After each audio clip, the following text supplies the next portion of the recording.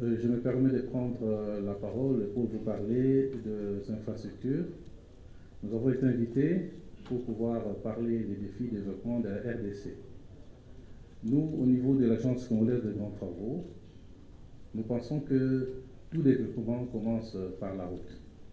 Il est vrai qu'il y a mon collègue de l'Office de route qui sera là tout à l'heure, mais moi je voudrais construire ma parole ici par rapport aux routes qui vont être construites par l'Agence congolaise des grands travaux.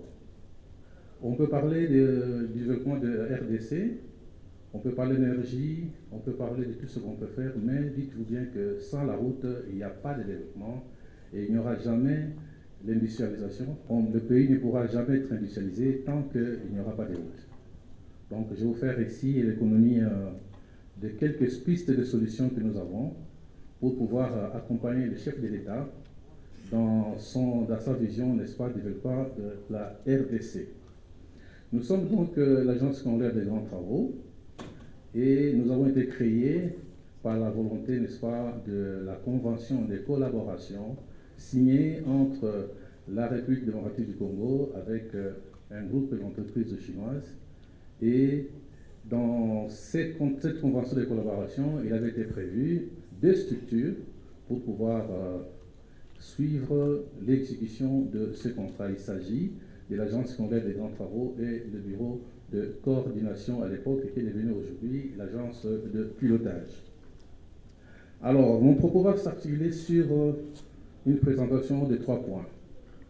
Il y aura premièrement la présentation de l'agence. Je dirai quelques mots pour que vous puissiez savoir qu'est-ce que l'Agence congolaise des grands travaux, parce que généralement, on nous confond avec l'OVD, l'Office de route ou d'autres structures. Mais je voudrais profiter, n'est-ce pas, de cette auguste assemblée pour vous parler un peu de l'Agence congolaise des grands travaux. Et je vous parler également des besoins en infrastructure routière de la RDC. Pourquoi les routes? Tout simplement, je vous dis que sans la route, il n'y a pas de développement. On ne parle pas de développement s'il n'y a pas de route. C'est pour cela que nous allons parler de route, étant donné que l'Agence congolaise des grands travaux, c'est une agence qui est transversale. Il s'occupe de plusieurs autres sujets, mais aujourd'hui, nous allons parler des routes. Et pourquoi les routes? Tout simplement parce que, au moins, c'est l'unique secteur à ce moment-ci qui dispose, n'est-ce pas, de financement pour pouvoir parler du développement de la République. Les autres structures, c'est vrai, nous avons des cartes, nous avons des besoins, mais au niveau de l'Agence congolaise des grands travaux, nous avons au moins l'opportunité d'avoir le moyen de notre politique, et je vous dirai pourquoi. Alors, l'Agence congolaise des grands travaux a été créée en 2008 par la volonté de la Convention de collaboration. Nous sommes un service public à caractère technique attaché au ministère des Infrastructures et des Travaux publics. Nous sommes un service nous sommes dotés d'une autonomie financière. Alors, quelles sont nos principales missions? C'est pour éviter toute confusion avec d'autres structures qui dépendent, n'est-ce pas, du ministère des Travaux publics. Nous sommes là pour manager les projets. Vous savez que chaque bailleur de fonds qui arrive dans un pays, eh bien, il crée une agence pour pouvoir suivre l'exécution de ce projet. Et nous, dans le cadre du programme sino-congolais, c'est nous, n'est-ce pas, qui sommes là pour manager les projets du programme sino-congolais. Donc, nos secteurs sont les suivants: les routes, chemins de fer, voiries, ports, aéroports, bâtiments, génie urbain et énergie. Ce sont des secteurs tout simplement sur lesquels nous réfléchissons. Parce qu'à l'Agence congolaise des grands travaux, nous faisons que des prestations intellectuelles. Donc nous ne sommes pas là pour construire les routes comme l'Office de route ou l'OVD qui intervient, n'est-ce pas, dans les villes. Nous sommes là uniquement pour les prestations intellectuelles. Donc nous assurons également la maîtrise d'ouvrage des projets d'infrastructure pour le compte du ministère. Nous faisons des conceptions des routes, des bâtiments, des ponts, aéroports, et nous faisons également la supervision des travaux. Et pour cela, nous assistons le gouvernement en tant que conseiller du gouvernement central et également des gouvernements provinciaux. Alors, nous avons quoi comme vision? Nous sommes les référents qualité de la mise en œuvre de grands travaux en RDC et nous avons l'ambition de devenir un grand bureau d'ingénierie capable de prester même sous d'autres cieux. Et ici, je dois vous dire que notre modèle c'est le BNET, Dans la Côte d'Ivoire, c'est un grand bureau d'études qui est très connu et nous inspirons très souvent ce bureau parce que vous devez savoir que la Côte d'Ivoire a été le premier pays à avoir mis en place l'agence des grands travaux. Donc nous sommes maintenant sur ce pas parce qu'on n'invente pas, n'est-ce pas, la roue. Alors au niveau de la CGT, nous avons des valeurs, des gens qui viennent chez nous travailler, vous verrez, il y a la loyauté, l'intégrité, l'innovation et la rigueur. Et notre devise, c'est l'excellence et notre loi. L'effectif, nous sommes à 290 ingénieurs et ici je dois vous dire que nous avons une concentration des ingénieurs et d'ailleurs je pense que c'est la seule structure au Congo qui a autant d'ingénieurs qui réfléchissent sur ce genre de sujets spécifiques. Donc je vous présenterai tout à l'heure ce que nous faisons. Alors nous avons une grande expérience en ce moment-ci sur le PPP. Je vous parlerai des routes parce que pour le moment nous avons déjà 10 projets en concession. Nous sommes là pour le pilotage des projets d'infrastructure, nous réalisons des études. Nous devons savoir que dans notre pays, nous avons une très grande maladie. C'est que dans les infrastructures, vous ne trouverez pas une structure qui fait les études. Tous les investisseurs qui viennent ici, ils sont confrontés à un problème, il n'y a pas d'études. Généralement, quand ils viennent, on leur propose des intentions de projets, ou bien des listes de projets. Mais c'est difficile, n'est-ce pas, de trouver des études qui sont déjà terminées, parce que c'est ça qui intéresse les investisseurs. Il ne faut pas qu'un investisseur, quand il vient ici, il commence à s'intéresser aux études. Par contre, si les études sont là, on lui présente un dossier d'études, c'est à ce moment-là il va voir si le projet il est bon ou mauvais, c'est à partir des études. À partir du moment où il trouve que le projet est économiquement rentable, et à ce moment-là, il peut s'impliquer pour investir. Alors, nous nous sommes investis pour devenir un grand bureau d'études. Eh bien, nous avons plusieurs équipements que nous avons pu acheter. On n'a pas fait beaucoup de publicité, mais nous détenons ici beaucoup d'équipements, n'est-ce pas, pour faire ces études. D'ailleurs, moi je vous parle, je vous dirais que certains équipements, nous sommes les seuls à pouvoir les détenir en RDC. Et malgré cela, ces équipements parfois ils changent parce qu'on n'a pas beaucoup de projets, on n'a pas beaucoup de crédits pour pouvoir faire des études. Et ici, c'est l'occasion que je lance un appel à d'autres bureaux d'études qui sont ici. Ils peuvent passer chez nous pour prendre les équipements et pouvoir, n'est-ce pas, en faire des études. Nous avons donc des drones, nous avons des flocomètres. Ce sont des équipements qui sont très très chers et qu'on ne trouve pas ici, mais nous en avons et parfois ils sont là et on ne travaille pas parce qu'il n'y a pas pour le moment un grand budget à ce qui concerne les études. Et je vous dirais que dans notre pays, nous n'avons pas beaucoup la culture des études. On n'en fait pas beaucoup. C'est la raison pour laquelle, quand nous avons l'argent, dans la précipitation, qu'est-ce qu'on va faire? On fait les travaux, parfois sans études, ou des études qui sont faites dans la rapidité, et les conséquences, c'est qu'on n'arrive plus à maîtriser les coûts, et parfois on n'arrive pas à maîtriser, n'est-ce pas, la qualité des études, des travaux, pardon. Alors, les chiffres clés de la CGT, c'est pour vous donner juste une petite idée. Nous avons 16 ans d'existence, nous avons 73 projets mis en œuvre et en cours d'exécution, dont 10 sont en concession. Concession, tout simplement, c'est nous qui avons la gestion, n'est-ce pas, de routes qui sont concédées. Une route concédée signifie tout simplement, c'est une route, on donne des prérogatives à un privé qui va construire, qui va l'exploiter et qui va entrer après dans son investissement. Mais ici, je dois ouvrir peut-être une grande parenthèse pour vous dire que le mot concession, il est utilisé d'une manière un peu abusive. Parce que quand on construit une route en concession, les gens doivent payer bien sûr, mais l'État a l'obligation, normalement, de construire une autre route. On ne peut pas obliger à un monsieur de pouvoir passer par une route où il doit nécessairement payer. Donc ça, c'est déjà une aberration. Et nous sommes en train de voir comment il faut corriger cela. Donc, si vous allez aujourd'hui à Matadi, pour prendre l'exemple plus proche, vous allez à Matadi, eh bien, vous êtes obligé de prendre la RN1. Et vous êtes obligé de payer vos frais de péage ou de péage sur les stations qui sont érigées. Alors que une personne qui n'a pas l'argent, on doit lui donner la possibilité de prendre une autre route.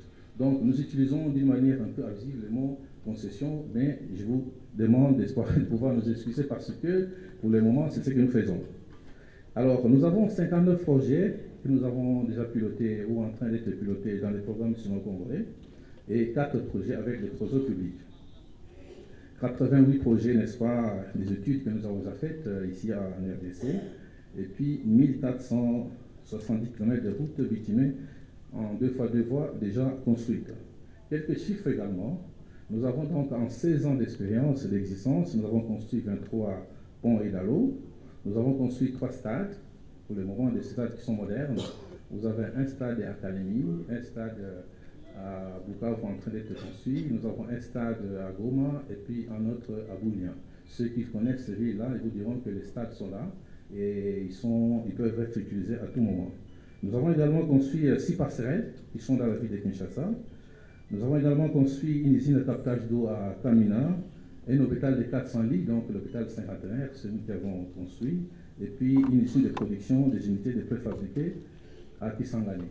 Si vous allez à Kisangani maintenant, vous allez trouver une usine qui fabrique, n'est-ce pas, des panneaux préfabriqués, mais beaucoup de gens ne les connaissent pas. Donc ceux qui ont la prétention de pouvoir construire ou d'acheter des panneaux en Tunisie ou aller acheter peut-être en Turquie, eh bien, nous devons savoir que nous avons une usine à Kisangani que nous avons construite, mais pour le moment qui n'est pas très utilisée. Alors, les besoins des infrastructures.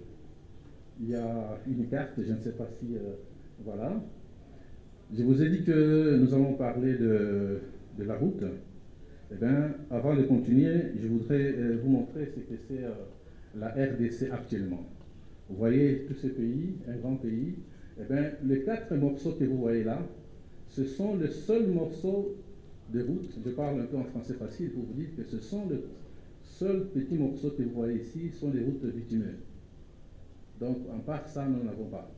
Alors, on ne peut pas prétendre développer un pays quand les routes ne sont pas bitumées, il n'y a pas de routes. C'est très difficile. Alors, là, donc, vous avez la RDC, mais ne vous en faites pas. Après cette carte, vous verrez quelles sont les prétentions et qu'est-ce que nous avons envie de faire dans le deuxième quinquennat du chef de l'État. Ici, c'est la ville de Kinshasa. Vous avez vu que depuis un certain temps, la ville de Kinshasa, il y a trop d'embouteillages. Qu'est-ce qui va se passer? Il y aura un jour où nous allons nous réveiller et la ville va s'arrêter. Carrément, on s'arrête, on ne sait plus bouger. Personne ne pourra aller devant ni derrière, eh bien on s'arrête tous et imaginez-vous ce qui pourrait arriver. Donc, on doit prévoir. Qu'est-ce qu'il faut faire? Eh bien, les solutions, nous sommes en train de les envisager. Nous sommes là pour ça. Alors, le mode de financement, c'est d'abord les trésors publics, mais ici, je dois dire que le pays est tellement vaste, et puis les besoins sont beaucoup de besoins, ce qui fait que l'enveloppe qui est destinée aux infrastructures routières ou aux infrastructures d'une manière générale est très faible.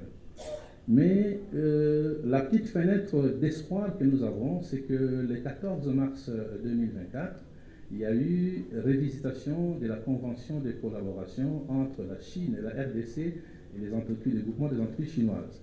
Et les 14, il y a eu signature, n'est-ce pas, de l'avenant. Et cet avenant nous apporte une enveloppe estimée à 7 milliards de dollars. Et je vous dirai qu'est-ce qu'on va en faire, les 7 milliards dont vous avez entendu parler. Et nous avons parlé également que notre source de financement, c'est la coopération bilatérale et multilatérale. Là aussi également, l'enveloppe est très faible. Vous savez qu'en 64 ans d'existence et d'indépendance de notre pays, nous avons à peine construit 3000 km de route.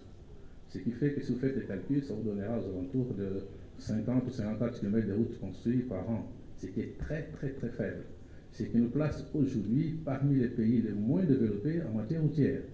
Vous devez savoir que le minimum acceptable au niveau des pays de Sud-Sahara en Afrique, c'est 25%. Donc les routes bitumées sont 25%. Et nous sommes à peine aujourd'hui à 5%. Alors vous voyez les gaps entre 25% et 5%. Il faut nécessairement que nous puissions rattraper ces gaps-là.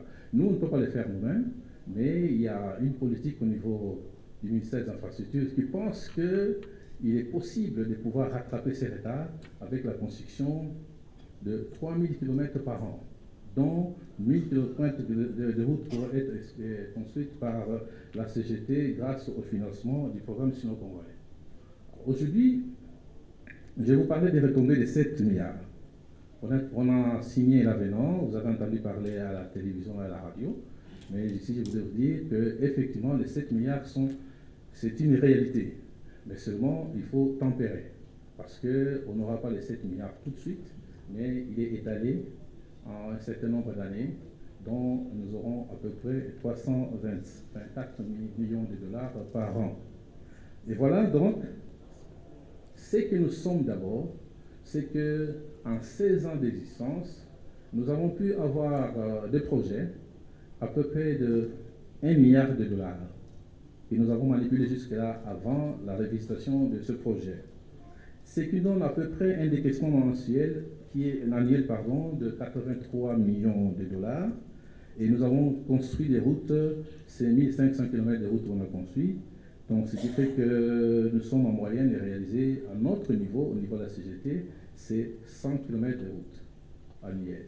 Et je vous ai dit qu'avant de commencer, la RDC, depuis qu'elle existe, a 3000 km de routes en 64 ans. Si vous faites la division, nous sommes aux alentours de 50 km de routes par an. Donc, nous avons corrigé légèrement pour arriver à 100 km de route. Maintenant, je vous dirai, n'est-ce pas, nos prétentions. Nos prétentions sont pour le moment de construire 1000 km de route par an.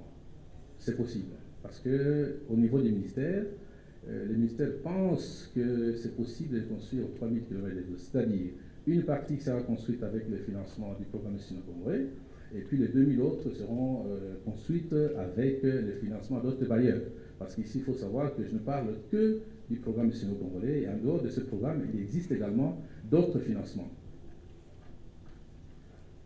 Alors, en 2024, nous allons avoir 634 millions de dollars.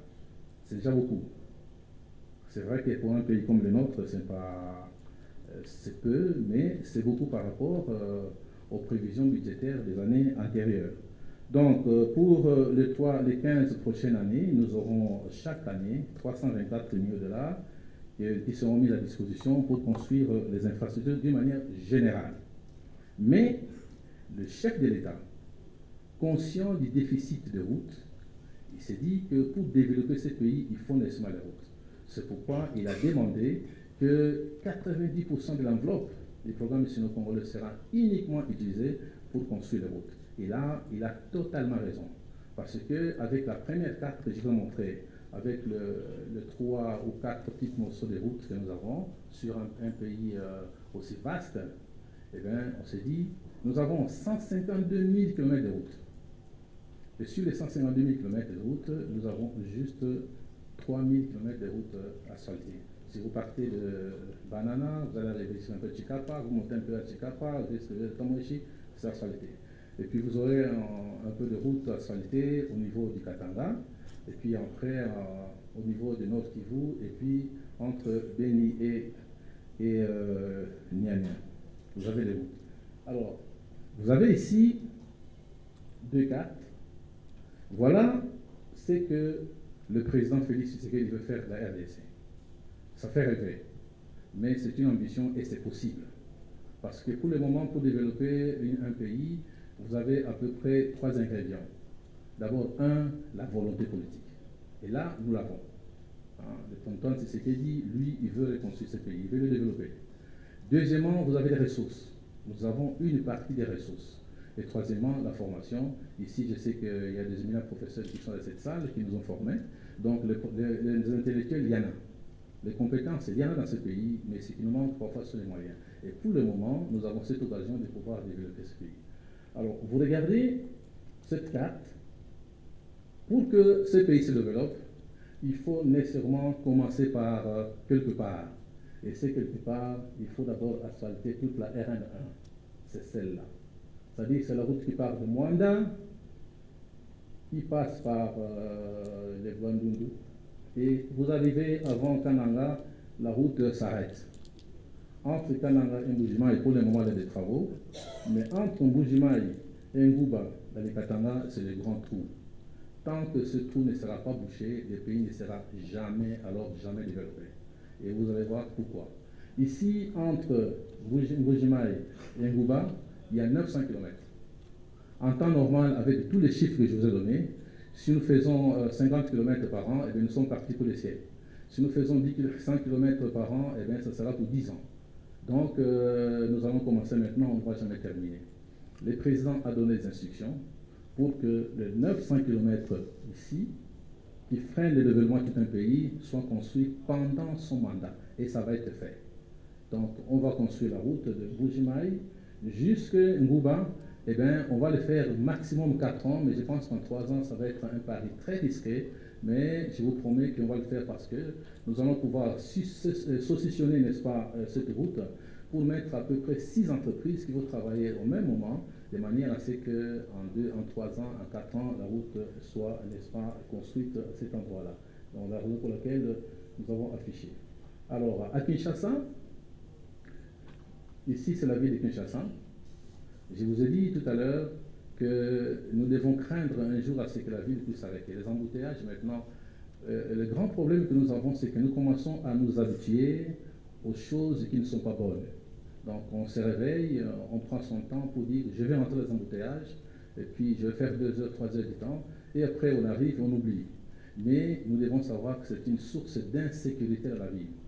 Donc, il y aura un moment où même les pompiers ne pourront pas se promener, ou la police. Donc, le président a demandé à ce qu'on trouve une solution, et la solution est venue lui-même. Il nous a demandé de faire des études. Les études ont été faites pour pouvoir construire ici une périphérie. Voilà, le périph' est là, qu'on va construire. Mais étant donné que les moyens viennent pas au même moment, eh bien, qu'est-ce que nous avons fait? Nous avons divisé la périphérique ici en 4 grands morceaux que nous appelons rocades. Donc, nous avons d'abord le rocade sud-ouest, il est là en bleu, qui traverse ici la RN1. Alors, vous avez également la rocade sud-est, il est là. Vous avez ici Semitendi, et puis ceux qui connaissent la ville de Kinshasa. Donc, ça commence par Mboudi. Mboudi, vous passez par le Tendele, et vous arrivez jusqu'au niveau de Mitendi, là où les travaux ont été lancés le samedi passé.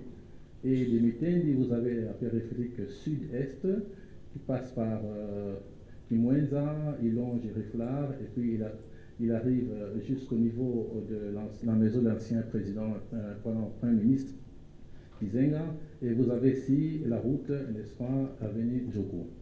Mais étant donné que Njoku, nous ne savons pas faire de 2 fois 2 voies, parce qu'ici, nous avons un grand problème, c'est que la périph', les rocades qu'on est en train de construire ici, nous avons juste une emprise de 4 mètres.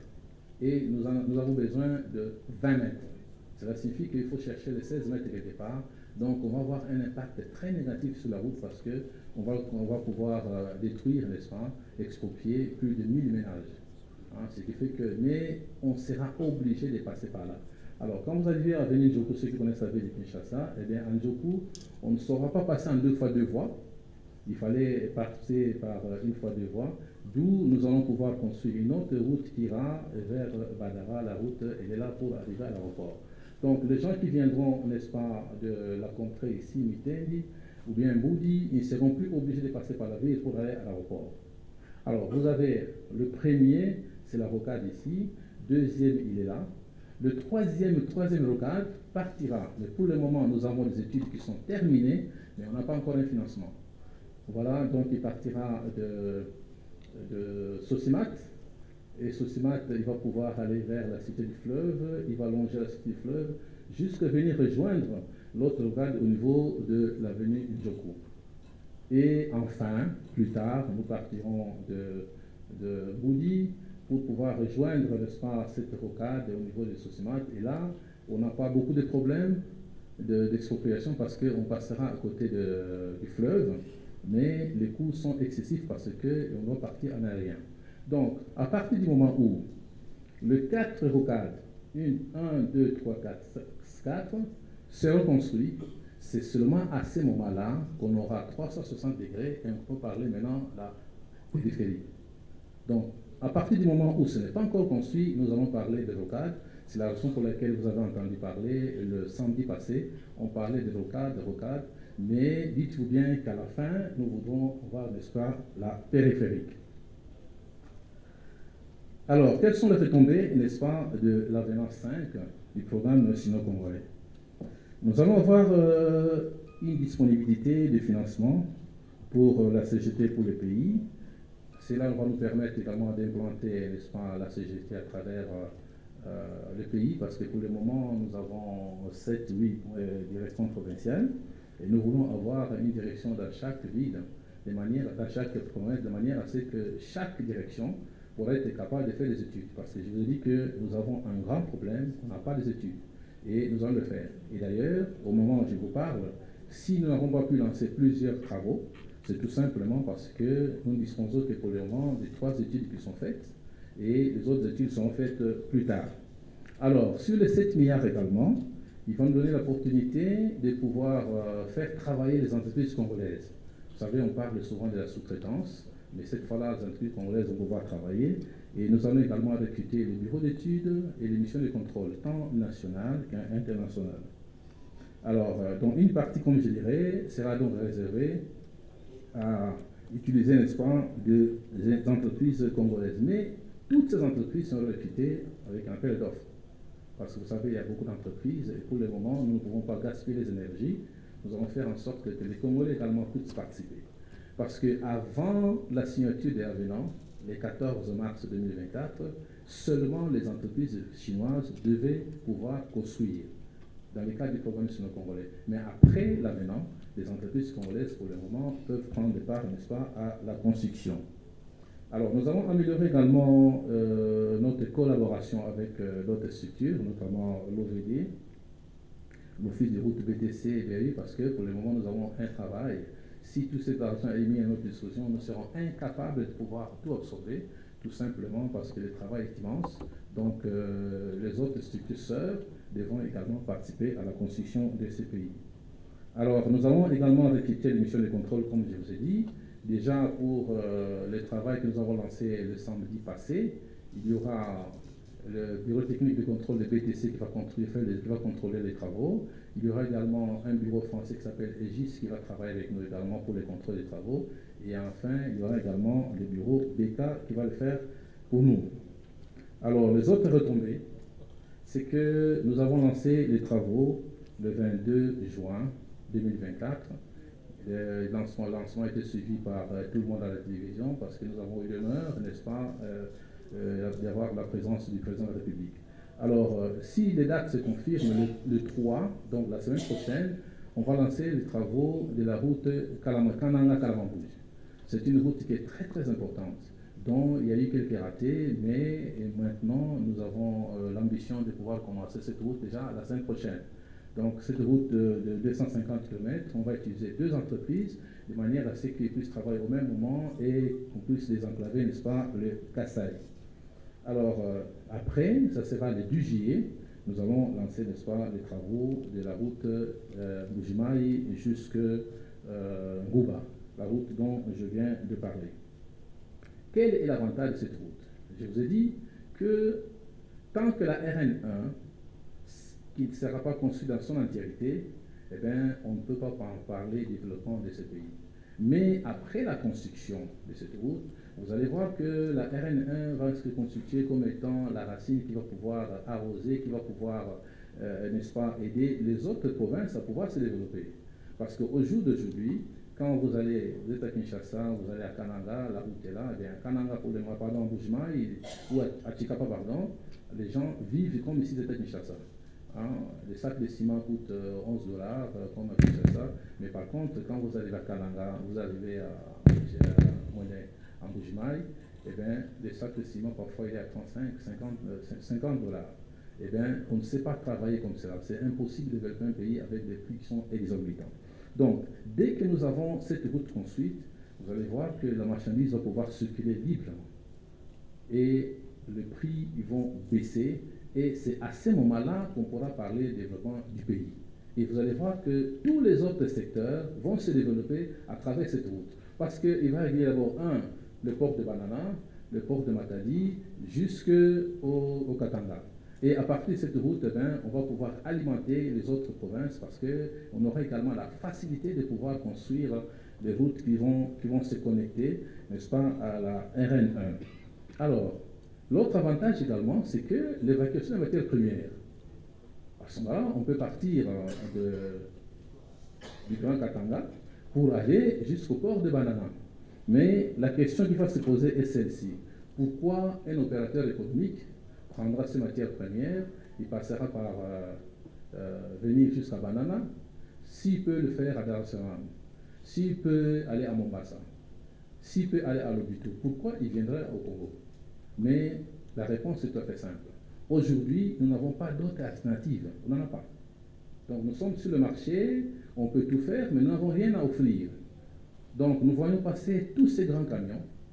Si vous allez au Katanga, vous verrez combien de camions passent par nos routes pour aller vers Durban, qui est pourtant à 2600 km du Katanga, qui est exactement la même distance s'ils doivent aller jusqu'à Mwanda. Donc à ce moment-là, nous pouvons mettre à la disposition des transporteurs, leur mettre à leur disposition des avantages qui pourront les obliger, pas les obliger d'une manière par une loi, mais tout simplement, ils auront des avantages qui feront qu'une personne, au lieu d'aller vers Durban, eh bien, il peut venir à Matadi tout simplement parce qu'il n'aura plus à traverser plusieurs pays. Il n'aura plus à pouvoir dépenser de l'argent avec des devises. Il partira donc d'un point A du Congo qui est la région minière du Katanga et pourra rouler jusqu'à Mwanda, même s'il va faire 3-4 jours, mais en tout cas, il peut arriver jusqu'à Mwanda et c'est là où vous allez voir qu'il va y avoir un grand avantage, n'est-ce pas, sur l'économie de notre pays. Donc, j'ai fait une illustration pour vous dire que de point d'exploitation de nos mines pour aller vers Mwanda, ça fait 2650 km. À Durban, ça fait 2600. Tandis qu'au port de Matadi, ça fera 2400 km. À Mombasa, au Kenya, ça fait 2200 km. Port Dar es Salaam en Tanzanie, ça fait 1850 km. Et tandis que port de Lobito, il y aura à peu près 1900 km. Là, c'est déjà un avantage parce que pour le moment, pour la première fois, on va entrer dans cette compétition. Avant, nous étions absents. Donc, il n'y a aucun véhicule pour faire ça. Maintenant, nous allons entrer dans cette compétition en disant, mes chers amis, au lieu d'aller vers Durban, eh bien, venez à Mwanda. Pourquoi? Parce que vous allez utiliser le franc congolais de bout en bout. C'est déjà un gros avantage. Donc ça, c'est un gros avantage et c'est pourquoi le président a insisté à ce que cette route soit construite et il a totalement raison. Donc nous aurons un accroissement, n'est-ce pas, en termes de compétitivité. Et puis nous allons également renforcer la concurrence, ce qui va entraîner à coup sûr une baisse de coûts. Parce que pour le moment, quand nous n'avions rien à offrir maintenant, mais dans 3 ans, 4 ans, nous pouvons dire que nous pouvons faire quelque chose. Alors, nous avons également un autre avantage. Je pense qu'on va pouvoir défiler la carte de l'Afrique et regarder la carte de l'Afrique, il est là. Excusez-moi, je pense que je n'ai plus de... Voilà. Et vous avez toutes ces routes qui relient, n'est-ce pas, à tous les pays, ce que nous appelons des corridors. Mais regardez ici la RDC, c'est nous qui avons des problèmes. Donc une route qui partira, voilà, il arrive pour aller vers Lagos, on va vers Lagos, et il arrive ici, la partie ici n'est pas construite. Nous avons également corridor numéro 9, qui arrive jusqu'à Lobito, il arrive au Congo, il y a des problèmes. Nous avons également ici, le pont n'est pas construit. Donc bref, nous sommes à la traînée, n'est-ce pas, de les routes en Afrique. Et c'est un défi qu'il faut relever. Parce que dès que nous aurons construit toutes nos routes, à ce moment-là, nous pourrons être reliés à l'Afrique entière par les routes. Pour le moment, nous ne savons pas le faire et nous devons, n'est-ce pas, relever les défis. Alors, le président a toujours dit, le peuple d'abord, et là il ajoute les routes ensuite. Et donc, pour terminer, je vous dirais, regardons le passé avec reconnaissance, vivons le présent avec passion et embrassons l'avenir avec persévérance et surtout avec beaucoup d'espoir. Je vous remercie.